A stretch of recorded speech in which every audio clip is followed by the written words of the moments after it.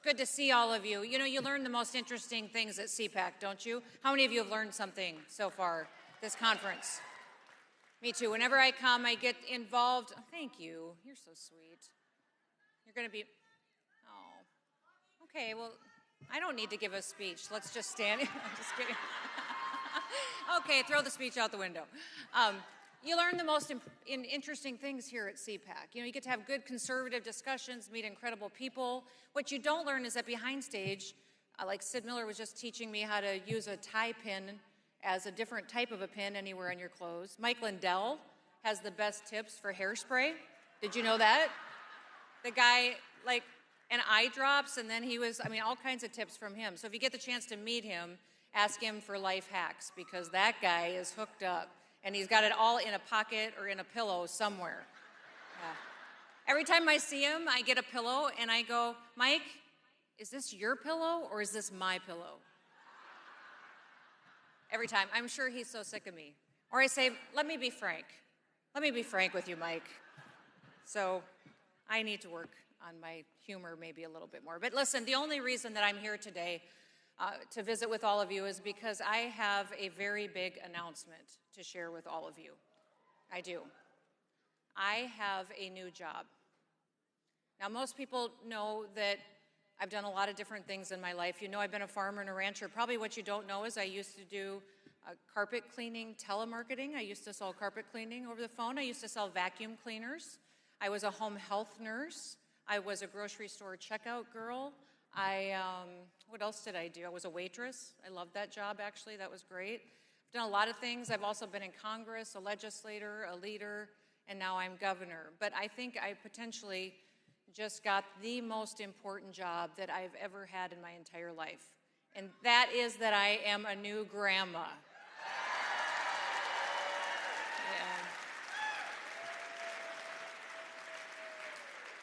I have officially become obnoxious. Anytime somebody says something, I'm like, oh, have you seen pictures of her? Well, I saw the ones you posted yesterday. Yes, but she's changed.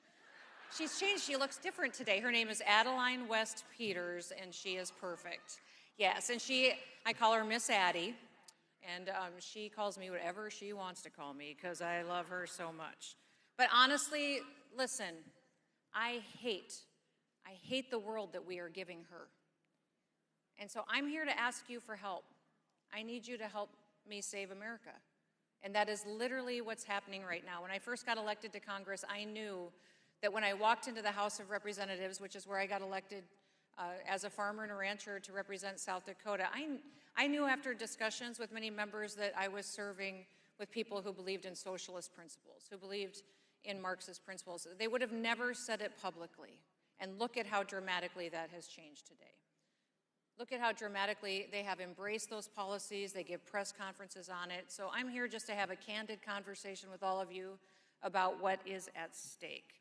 I look at Joe Biden's America, and I don't recognize the country that I grew up in. I do not recognize the country that I grew up in. We see crime and hate. We see division, lawlessness. It's completely unacceptable. And I need all of you to join the team and to do more than what you're doing. You're doing a lot just by being here and embracing conservative principles. But I need you engaged to do more. I grew up in a world where people were proud to have jobs. They got up every morning and wanted to go to work. We prayed in school when I went to school. We looked at birth certificates and never had a debate over what the person's sex was. We just didn't. We respected our flag, we protected it, and we all stood for the national anthem. And that's not the country that we're giving to little Miss Addie today. You know, I was thinking about how special it was where I grew up. Everybody knows I grew up on a farm and ranch. I had the most incredible parents in the world. They were not perfect, and they were tough. My mom, I think, spent most of her life just trying to keep us alive so we could keep up with Dad, because my dad was a go-getter. He was the kind of guy that woke us up every morning by yelling up the stairs, "Get up, more people die in bed than anywhere else." And so we got up, and I always used to, and then he would send us to bed, and he would say, "Sleep fast." And I remember being like a 10-year-old going, how do I sleep fast? I don't know what that means. But he was a cowboy, and he was incredibly tough, but he taught us life lessons. that made us problem solvers. He gave us impossible things to do. And I was thinking the other day about this one story, if you'll just indulge me for a minute. But it was when my brother and I were real young. It was during calving season. You're going to get a real good farm story here. Sorry. Billy's going to love it. I don't know if anybody else will. It's during calving season, and cows, when they have babies, get fevers. They don't feel very good. I mean, how many women in the room know it's a little rough to give birth? Well, cows get fevers, and they don't feel good, and they don't like their calves. And we had a cow that wasn't letting her calf suck, and Dad sent me and my brother Rob over to get her in the barn, put her in a chute, and make sure that that baby could suck, could drink. And so we went over there, and with my dad, failure was not an option. It had rained that day. He was working in the shop. Go make that calf suck. So we went to the barn, and as soon as we got in the corral with her, she took after us and literally wanted to end our lives. Chased us right back up over the fence. So Rob and I looked at each other, and we tried to divide her attention. I opened the barn door. He got her to chase him. We tried to get her to chase him into the barn. We tried everything. Went back over to the shop and said to Dad, we can't get her in the barn. She's too mean. She just wants to kill us. And he said, you get back to that barn right now, and you make that calf suck. So we drug our butts back over to the barn and went in there, and time again, that cow put us back up over the fence. Finally, we walked back over to the shop, and heads hanging, disappointed. I think I was probably 13 years old. Rob was, 4 years younger than me, and said, we can't do it, Dad, and he was mad. So he was going to have to stop what he was doing and go back and help us get this cow in the barn. It was wet and muddy, so he took his cowboy boots, and he had these rubber overshoes. I don't know, you guys remember rubber overshoes? Pulled them up over his boots, walked across the yard, didn't even take the time to buckle them, climbed over the corral fence, got into the pen with this cow, and she immediately put her head down and went 100 miles an hour straight for him. She got right to him, and Rob and I are watching from the fence. He puts her in a headlock. He's got her in a headlock, and they're going round and around the corral, and he's got her in a headlock, and he's going, you stupid cow, get in the barn, we gotta, and we're just watching all this, and all of a sudden, he goes down, and this cow kneels on his chest and starts rubbing him in the dirt. And we think he's gonna die. And so we jump off the fence, we run up to her, we distract her, get her off of him. He gets up, he comes back to the fence, we're all sitting up on the fence. He brushes himself off and he says, I had her right where I wanted her until I tripped on my overshoes. And we're like, sure you did. Sure you did. Had her right where you wanted her. But listen, it made me think of America today. Because President Trump had America right where we wanted her. Right where we wanted her.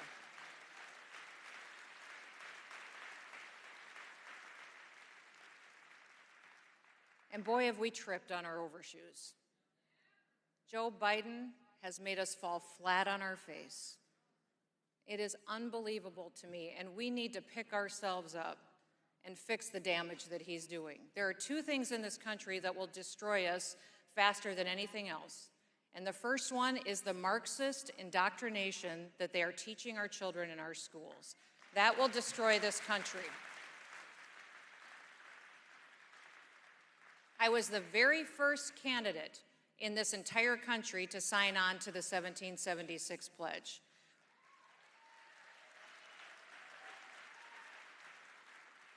Dr. Ben Carson and I took on this challenge recognizing that we needed to teach our kids true, honest history.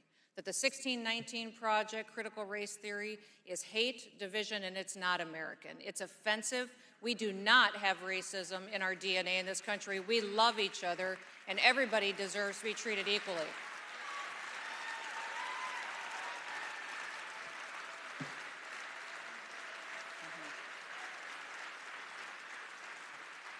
I need you all to go home and challenge every single candidate running for office to sign the 1776 pledge.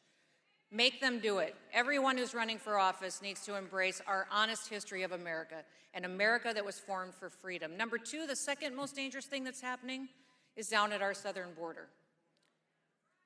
A nation without borders is a nation without laws and is not a nation at all.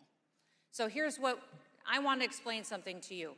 I was the very first governor that when Texas and Arizona asked for help, that sent my National Guard troops down there to help.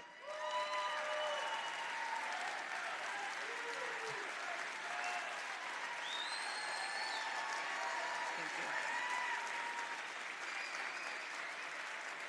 Thank you. And I want to explain to you why I sent National Guard.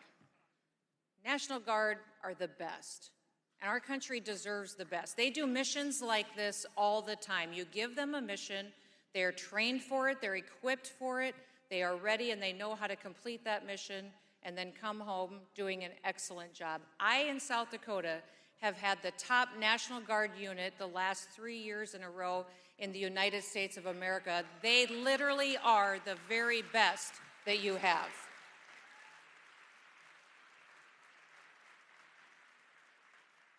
And they will go and they will complete their mission. I won't shortchange my law enforcement right now. I just won't do it. I think it's irresponsible right now with what we see across the country to shortchange law enforcement. They're needed at home. They do their jobs. We send our Guard because they're used to the war zone that they're going to see down there at the border. They're prepared and trained for it, and they can deal with it. So I'm thankful that the governor's asked, and if the federal government's going to fail to do their job, then governors are the ones who are going to have to step up and do it for them to protect this country.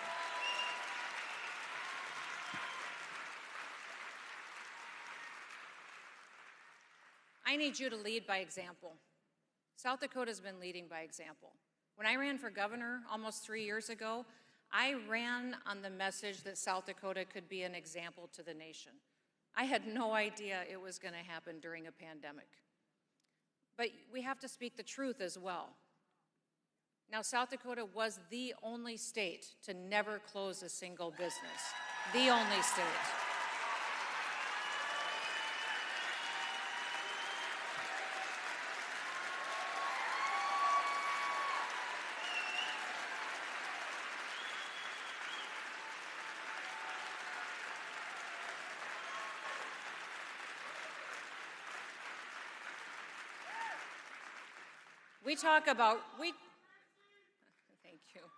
We talk about rewriting history.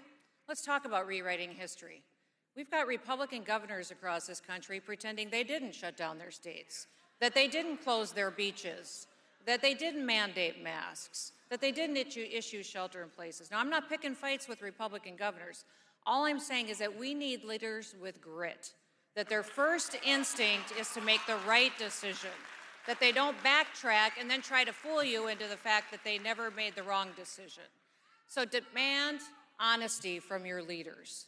Demand honesty from your leaders and make sure that every one of them is willing to make the tough decisions. South Dakota did not do any of those. We didn't mandate. We trusted our people, issued and told them that personal responsibility was the best answer. And this is a short rundown of what's happening in South Dakota right now.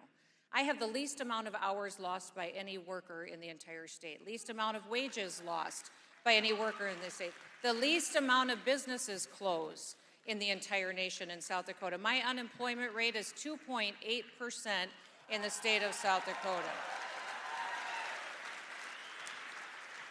I have the fastest growing GDP rate in the nation. Texas in 2020, last quarter, their GDP rate was 7.5%. South Dakota's 9.9% in our state. Thousands and thousands of people are moving to our state. And they're moving there not because we have beaches and not for our weather. I don't know, that's shocking. They're moving because they want to live somewhere where the government respects them. They want to be free, and they know they can do that in South Dakota. Hundreds of businesses are moving into our state. What we did in South Dakota is what conservatives have always said they believed. We just did it. And we proved that it works for families, it works for businesses, and it works for this country. So we will continue to make the tough decisions to make sure that we're an example and that it is a story and a testimony we can tell to the rest of the country. But I'm going to ask you for one thing. I'm going to tell you one quick story because I know I'm already out of time. Back in 1773, there was a young man named Nathan Hale. Now, Nathan Hale, I'm sure you remember him, graduated from Yale with honors. He had 5 older brothers that quickly, after that, signed up to fight for the Continental Army in the Revolutionary War. And just months after that, Nathan himself joined. It was interesting because at that time, General George Washington was leading the troops. And he was fighting for freedom in this country and to ensure that America could be the great country that it is today. When Nathan signed up, he was quickly promoted in the ranks. He was quickly recognized for his leadership, his character, his integrity, his willingness to step forward and do the tough jobs that nobody else wanted to do. Now, the British Army was winning. They were gaining momentum, and the Continental Army was losing, and General Washington was in a tough spot. He had learned that the British Army was going to be invading Manhattan quickly, and he needed to have inside information in order to think before they could act and stop and win that battle so that they could win the war. He gathered all of his troops together and stood in front of them, and he said, I need a volunteer. I need one person who would be willing to go undercover as a spy behind enemy lines and gather the intelligence that we need to stop the British Army when they invade Manhattan. Only one person stepped forward to volunteer for that mission, and it was Nathan Hale. He disguised himself as a Dutch school teacher, went behind enemy lines, quickly gathered information, was being incredibly effective when he was discovered. They say it was a British officer that maybe revealed his identity. Perhaps it was even his cousin who was still a British loyalist. Regardless, he was captured, brought before the enemy, and quickly sentenced to die by hanging. Historians today still write about Nathan Hale like this. They are incredibly impressed with his composure, how he kept his dignity in front of him throughout his sentencing, condemnation, and as he stood before those who would carry out his death. In fact, they say he never once compromised General Washington, never once gave up any information that would put the Continental Army or the Revolutionary War at risk. He kept his integrity, was honest, and did his job. In fact, they write that the very last words that he said was that I only regret that I have but one life to lose for my country. Listen, people, we have no idea what hard is. You just don't. We haven't done anything like those folks who've made this great country did. You need to do more. You need to do more. I don't think one person can save this country, but I think all of us have our part. I don't know.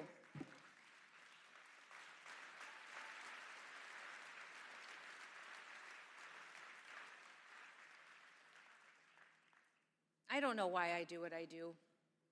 I grew up dreaming of being a rancher, chasing cows and riding horses.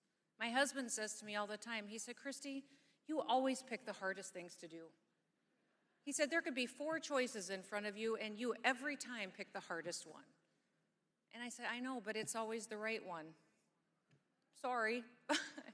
It's always the one that needs to be done. I'm going to ask all of you to do what needs to be done. Number 1, this country is addicted to being offended. We are offended by everything everybody says, and I just need you to get over yourselves, okay? Just get over yourselves.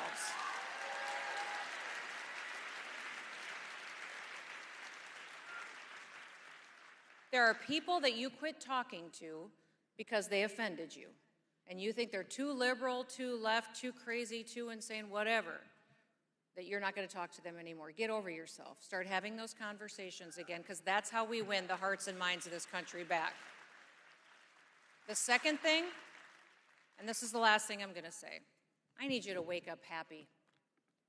You woke up this morning in the United States of America. You are better off.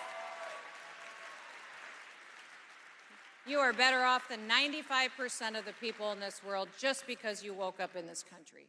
Be optimistic. Don't watch the news. It sucks. It really does. It's horrible. Be happy. People will be drawn to you by your optimism because we as conservatives are the only ones who really know what hope is. May God bless you, and may God bless the United States of America. Have a wonderful day.